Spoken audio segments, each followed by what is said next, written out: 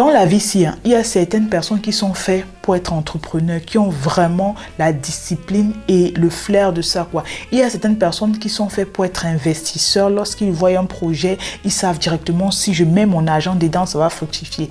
Il y a d'autres personnes qui sont nées pour gérer un foyer. Et il y a d'autres personnes qui sont faites pour travailler pour les autres. Et ça aussi, c'est pas mauvais. Ne croyez pas que lorsque vous ne travaillez pas pour quelqu'un, lorsque vous n'avez pas pour votre propre business, lorsque vous n'avez pas le sens pour investir, vous êtes vraiment nul ou bien vous avez gâché votre vie ou bien je sais pas trop quoi, whatever.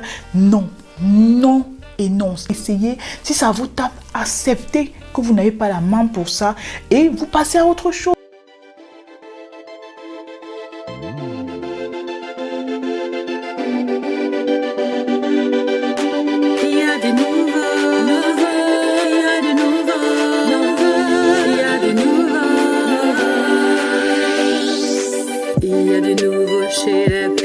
Bienvenue pour un nouveau bavardage. Tout va se passer dans cette vidéo sur Instagram. Si tu ne me suis pas ici, c'est que franchement, tu dois essayer de faire un peu d'effort pour télécharger Instagram. C'est la base. Aujourd'hui, je me suis assise comme ça devant vous. J'ai pris la peine de me maquiller, d'être un peu présentable devant la caméra parce que vous avez été nombreuses à me poser des questions sur Instagram par rapport à mon nouveau job. J'ai eu un autre entretien d'emploi et j'ai eu le travail et je suis contente et on va partager ça dans cette vidéo.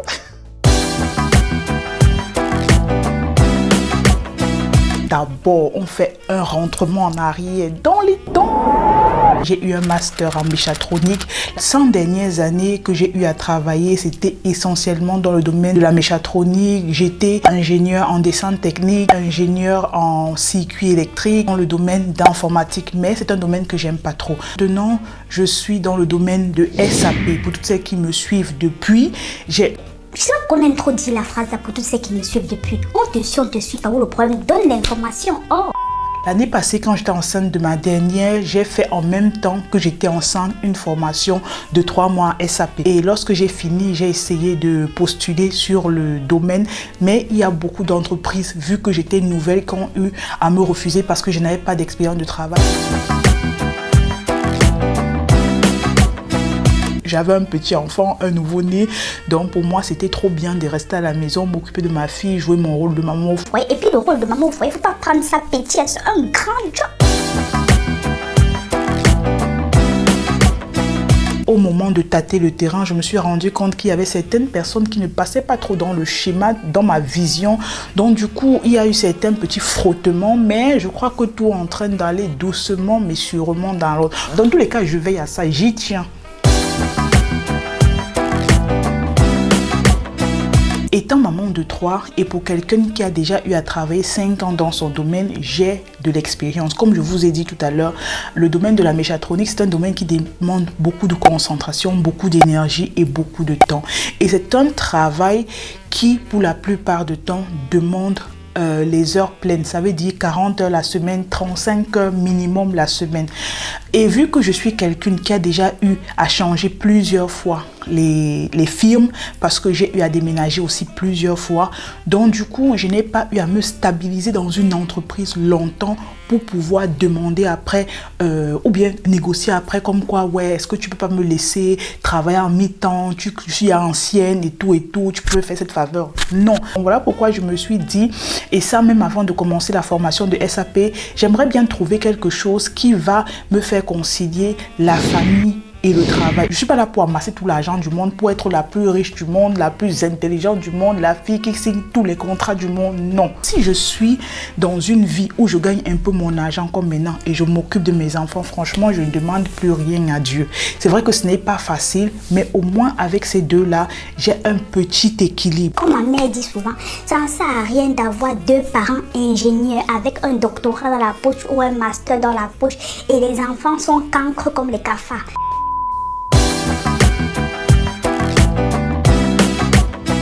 Moi, la priorité, c'était de travailler à mi-temps et franchement, Dieu merci, le boss m'a pris à mi-temps. Je lui ai dit, il y a de prime abord, je ne peux pas travailler à mi-temps. Et en plus, j'ai les enfants, mais je n'ai pas précisé le nombre d'enfants que j'ai. Comme on dit souvent, toute vérité n'est pas bonne à dire. c'était ma deuxième priorité après le travail à mi-temps. 30 minutes, 45 minutes, c'était vraiment le maximum pour pouvoir au moins aller chercher les enfants. C'était dur. J'étais à 2 enfants avant et le père, lui, ne restait pas à la maison. Il partait tout le temps travailler. Mais avec Corona, il est en home office avec la petite. Souvent, sa tête jette l'air et souvent, moi également, ma tête jette l'air. Je suis sûre qu'au moins 90% des filles qui me regardent, venez me dire en commentaire, ils ont déjà vécu le genre que la mère rentre un peu du travail et commence à dire dès qu'elle a garé la voiture ou bien dès qu'elle a ouvert le portail. Pourquoi est-ce qu'il y a le papier ici là? Pourquoi est-ce que l'arbre ici a fait comme ça? Il y a quoi sur le toit? Pourquoi tu es sale comme ça? Le plastique fait quoi ici? Moi, net, c'est comme ça que je faisais. Le père m'avait calé 1 semaine après que j'ai commencé le travail que la mère.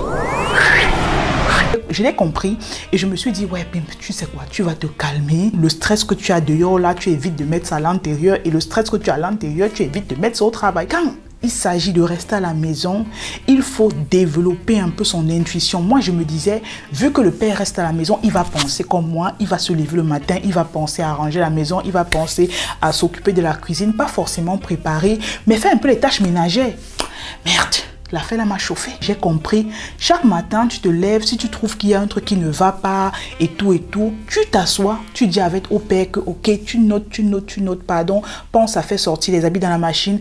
Pense à sécher. Pense à donner la nourriture à la petite. Il manque tel truc dans la maison. Si tu sors et que tu passes par là. En fait, comme un enfant, quoi. J'écrivais vraiment tout. Je lui dis vraiment tout et il fait. Et c'est là où j'ai retrouvé ma paix. Il faut travailler un an plein. Si je ne dis pas les bêtises, pour toutes celles qui sont pros là, quoi, venez écrire en bas. Parce que j'ai testé mes compétences là-bas et je trouve qu'il ne me herausfordern plus. Il me donne plus cette possibilité de me développer dans le domaine dans lequel je travaille ou encore je ne trouve plus ce kick de se développer dans le domaine où je travaille. Comme je vous ai dit, toute vérité n'est pas bonne à dire lorsqu'on travaille. Donc, il faut essayer vraiment de bien faire la part des choses. C'est d'après la situation dans laquelle je me trouve que je pourrais bien trouver les bons mots pour essayer de justifier un peu mon changement. Mais l'important, c'est pas de mal parler de l'ancien employeur devant le nouveau employeur. Non, ça c'est un no-go. Je dirais lorsque la phase d'essai est passée, ça dépend de l'accord que vous avez eu à prendre lors de l'entretien d'embauche. Si vous avez eu à négocier votre salaire et qui vous a dit ok, on va voir après tes 6 mois d'essai, voir comment est-ce que tu vas évoluer, là tu peux demander. Si je me rends compte que après 1 année, les bénéfices de la firme ont augmenté, je vais aller parler avec lui. Si vous avez des réponses vraiment juteuses à ça, n'hésitez pas à écrire en commentaire pour aider cette Anti, ça va vraiment lui faire plaisir. En fait, je ne sais pas comment ça se passe chez vous, mais moi j'ai remarqué que depuis que je suis devenue maman, la concentration a baissé. Je peux lire un cahier pendant 10 heures, je me retourne, je gronde sur mon enfant, je reviens, je ne sais même plus sur quelle ligne j'étais. C'est un truc de fou quoi. Je n'arrive plus à me concentrer, je n'arrive plus à retenir les trucs. Lorsque j'ai commencé le travail, je vous assure, les 2 semaines, c'était une catastrophe. La concentration s'est fait vraiment voir parce que je demandais toutes les 5 minutes. Est-ce que tu peux me répéter un peu ce que tu m'as dit par rapport à tel truc? Comment est-ce qu'on fait un peu le truc que tu m'as montré là? Après Jenna, j'avais fait quelque chose comme 2 ans et demi de congé de maternité. C'était un truc de malade. Chez moi, c'était tellement grave au point où, lorsque mon chef me parlait, je prenais carrément mon téléphone. Je mettais le voice. Je disais, bro, parle, je ne comprends rien. Je vais oublier dès que tu vas sortir de mon bureau. Pardon, parle, j'enregistre, je ne vais donner à personne. Si tu veux, on signe un truc de ce que tu as parlé, ça va rester seulement entre nous. Vous voulez recommencer le travail après un long moment de maternité, prenez la peine d'aller vers un domaine qui ne va pas beaucoup vous stresser et attendez-vous à ce qu'on va vous critiquer énormément. Il faut job maîtrise quoi. Il te faut avoir la patience de malade et la paix du cœur parce que la façon à laquelle on va te critiquer souvent au travail comme un bébé, laisse les mecs qui ont commencé le travail là, venez me dire.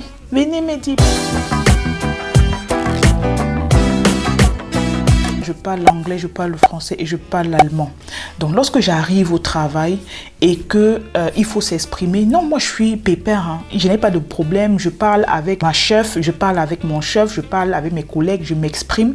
Mais je ne sais pas pour vous, il y a des moments où quand tu me critiques à tort, quand tu me donnes une parole ou tu me lances une pique à tort, sur le coup, j'arrive pas bien à exprimer ce que je veux dire.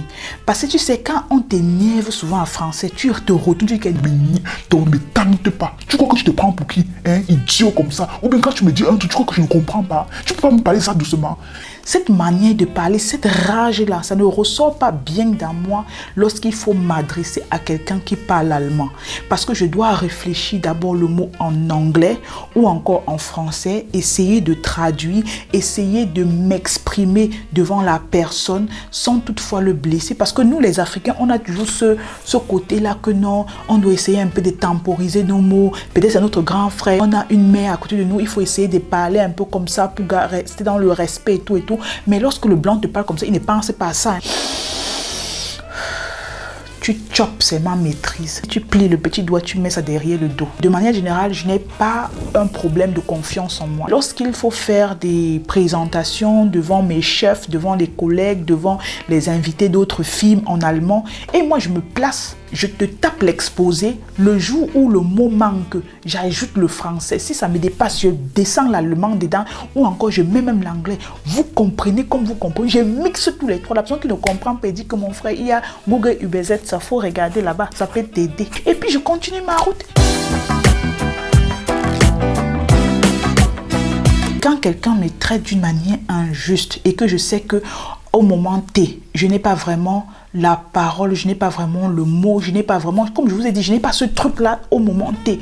Tu sais, dire quelque chose à quelqu'un au moment T et dire à la personne 10 minutes après, c'est pas la même chose. Donc du coup, lorsque je reçois un truc comme ça, je me couvre de ma carapace et je deviens mais hyper nerveuse. Et je suis quelqu'un, comme ma feu tante le disait toujours, paix à son âme, je suis comme le miroir. Et en fait, c'est comme ça avec ma famille, c'est comme ça avec mes soeurs. Lorsque nous, on t'aime, ça se voit. On n'a pas besoin de faire un genre. Mais lorsqu'on te déteste, oh Seigneur, si tu me vois, tu vois l'expression de mon visage lorsque je déteste quelqu'un, tu vas pas calculer. Même l'aveugle va savoir que non, Pimp est énervé. Pimp n'aime pas cette personne ou elle est énervée et c'est comme ça avec moi. Donc du coup, quand ça se passe comme ça, ce sont les personnes autour de moi qui essaient de se calmer seules. Elles se calment seules et elles se disent, ah, peut-être que je suis dans mon tort, peut-être que ce que je lui ai fait là, ça ne l'a pas plu et tout et tout. Et on commence à revenir doucement vers moi. Donc du coup, lorsque je sais qu'il y aura un petit frottement qui arrive, j'essaie déjà de mettre ma carapace. La personne maintenant, lorsqu'il me parle, il prend maintenant les pincettes. On dit c'est la patate qui avait accepté qu'on la mange crue. Vends-toi cher et on va t'acheter cher. Vends-toi moins cher, on va t'acheter moins cher. Ça, c'est un conseil que je donnerais. Maintenant, c'est à vous de voir. Il y a des super méga woman. Quand tu commences déjà à être maman de 2, prendre un boulot à 40 heures la semaine, c'est gérable, mais avec difficulté. Moi, perso, je ne pourrais pas. Lorsque j'étais maman de 2, j'ai arrêté les boulots en plein temps, j'ai commencé à mi-temps. Mais étant maman de 3, non. Non, franchement, si tu es maman de 3 et que tu me dis que tu as un boulot en plein temps sans avoir de nanny à côté, dis-moi où tu vis, je vais prendre ça et je vais te couper le café. Un tiers des collègues sont jeunes, un peu comme moi, de 35 ans en descendant jusqu'à, on va dire 22.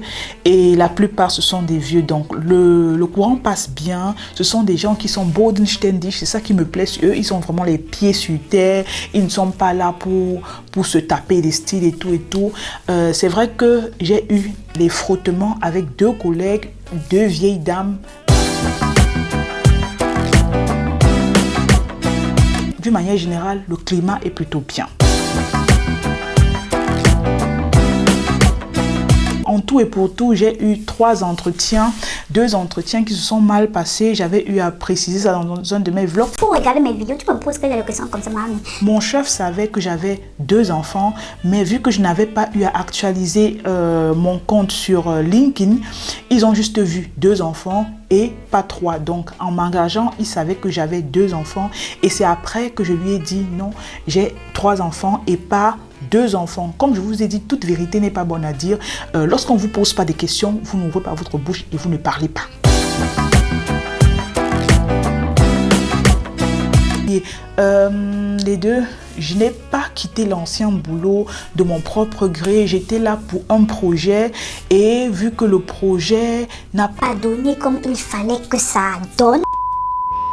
donc du coup, je me suis vue à quitter l'entreprise et vu aussi que c'était une très petite firme qui ne pouvait pas vraiment employer quelqu'un en attendant un nouveau projet, payer une personne comme ça en attendant un nouveau projet.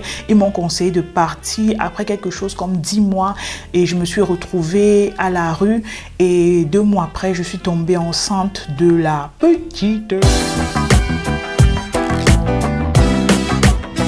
Beaucoup d'erreurs, manque de concentration, toujours inquiète par rapport au bébé, toujours en train de me demander si le père va bien manager seul à la maison, partagé entre le home office et la dernière, toujours en train de me demander comment est-ce que je vais planifier mon retour, les habits, le ménage et tout et tout. Bref, c'était compliqué, mais c'était bien. J'ai tout fait bien. Je travaille de 8h à 14h, mais c'est quand même flexible, ce que je trouve vraiment super. Je peux me lever, je dis ok, les enfants, on les appelle à l'école, je m'en vais chercher les enfants. C'est clair que monsieur Pimp est là, mais j'ai la possibilité quand même, s'il n'a pas le temps d'aller chercher les enfants quand on m'appelle comme ça en journée, parce qu'ils savent que de toute façon, il y aura un moment où je vais remplir les heures là en restant un peu plus longtemps dans la film, ce qui ne me gêne nullement pas, au contraire, c'est le top des tops quoi. C'est sur ces mots que je vais vous laisser avec la vidéo. Grand merci, franchement, grand merci d'avoir pris le temps de répondre à ces questions-là. Grand merci également d'avoir regardé la vidéo jusqu'à la fin. Je te fais de gros bisous. Ciao.